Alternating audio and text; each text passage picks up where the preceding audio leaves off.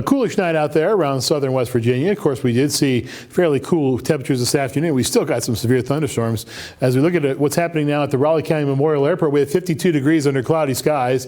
The humidity is 89%. The barometer 29.72. Continuing to stay low as low pressure makes its way across the state. Winds, meanwhile, well, they're out of the west at about 8 miles per hour. There's a bit of a gust out there. So you want to have a jacket with you as you head out and about to your evening time plans, as we are going to see kind of coolish temperatures and feeling even cooler, even though we don't officially put a wind chill in there when we have temperatures this mild.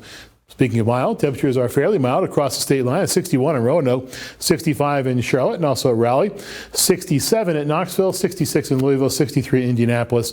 The temperature is pretty uniform around the entire region as we go through this hour.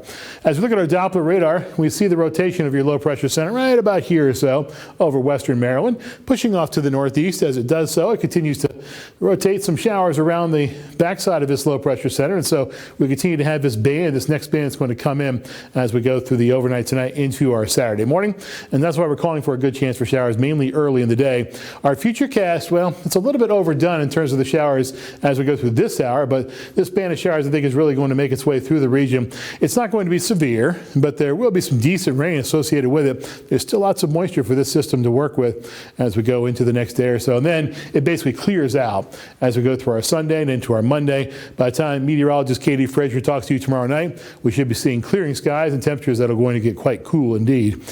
As we look at our rainfall forecast with the Futurecast, this is the RPM model we're taking a look at here. We notice that the bulk of the rain is going to be early, and it'll be in the northern portion of our area. This is some area that we'll be watching for flooding. So if your travel plan is taking you into western Maryland or the West Virginia Panhandle or into northern West Virginia up towards Morgantown, there could be some flooding issues to deal with.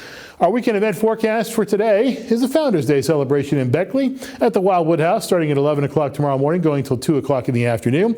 There will be vendors, there will be house tours, and there will be reenactors, and there will also be a cemetery tour, I'm told, but not as likely to get a cemetery tour in where we're going to see a good chance for rain at 57 degrees under mostly cloudy skies.